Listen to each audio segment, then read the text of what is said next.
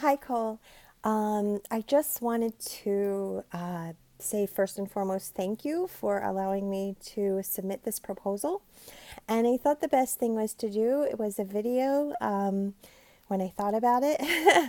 So I wanted to first and foremost tell you about how I came upon the grief recovery method. And it came about because in my last year of social work school in 2018, I had my internship with hospice and I fell in love with hospice. And in one of my classes, the grief recovery was brought up, and I thought, wow, what a great tool to have in my toolkit to present to these, especially the caregivers and the bereavement process. So I signed up for the grief recovery. I'm from New Jersey, and I believe it was at a Princeton Marriott. And I went in there with my, paper and pen, and my trainer said to put aside our pens and papers because we're going to do an experiential. And I thought, uh-oh, I actually have to go through this.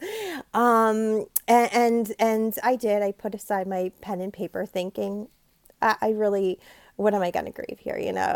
I'm just going to go through the process to learn. And I was the last of three girls in my own family. So my myth was, don't be a sissy like your sisters, and don't cry. So I thought, okay. So I'm, watching everyone kind of present their stories, and, tears, of course. And I honor that, but, not for me, and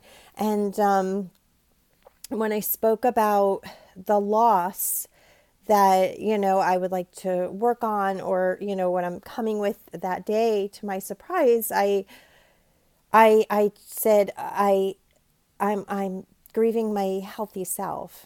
And with that, I knew that was striking a chord because I had tears flowing. And even though my presenter said, wow, that's kind of going to be an interesting thing here, working on that relationship with yourself, I did. After the loss history graph, I worked on that loss of healthy self. And I have to tell you, it was a large, large part of my healing journey. From that day forth, I just felt literally like a whole weight coming off of my shoulders.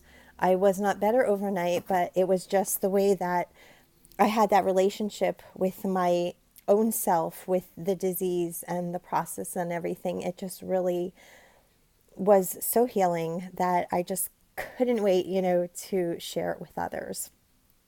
Um, and just a little bit about my own healing, or my own actually health journey.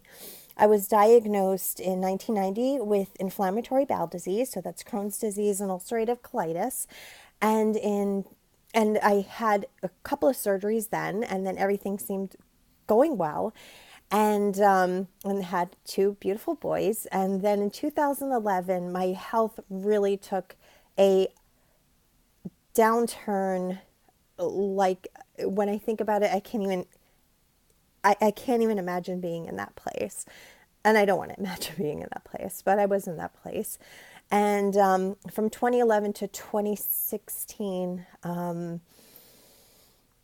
went through, gosh, 5 open abdominal surgeries, and I was an inpatient for 50 to 60% of the year, whether at my local hospital here in New Jersey or up at Mount Sinai Medical Center in New York, or Columbia Presbyterian in New York City.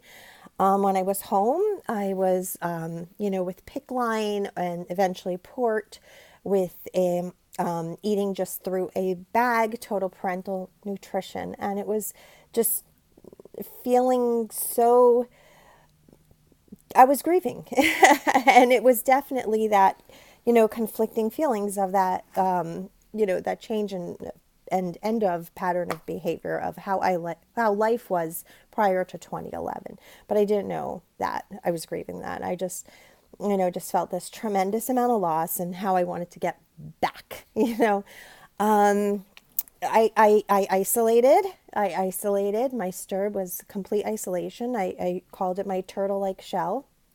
And when I was in the hospital, I would pull the curtains all the way around me, wouldn't talk to roommates, would hardly talk to nurses.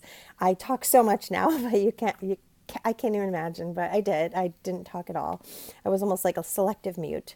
And one roommate didn't give up on me, and she also had Crohn's, and she would keep pulling the curtain back. And her name was Amy Eberhardt, and that was in 2012. And we became fast, furious friends and best friends, sister like friends. And that was August 2012 up at Mount Sinai Medical Center. And we spoke every day. And December 25th, 2012, she went into surgery for a bowel obstruction, and she didn't come out of that surgery. So that's actually a huge loss for me. But what happened subsequently was I wrote on her legacy online that I would make IBD a household name and become like the spokesperson. So I started a Facebook group, IBD Journeys, reached out, have a very strong social media presence. I know you're my social media friend on Facebook, and I'm sure you're very busy, but if you check out my Facebook page, there's a lot of engagement there. Not only on my personal page, but I have a public profile page and a private group and an Instagram, and reaching, gosh, and a strong reaching of over 10,000, maybe more. And so when I became a grief specialist, I just wanted to, share this beautiful method, but also to my community. And as you know, with social media, we're dealing with people all over the world.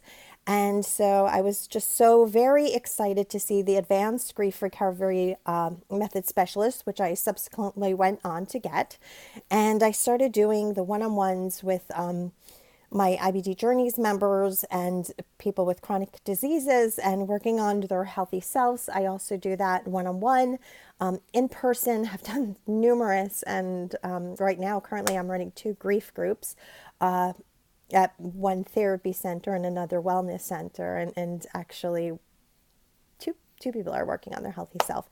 So I have done this method not only with my own self, but with so many people with, resolving that unresolved grief and completing that relationship with not only their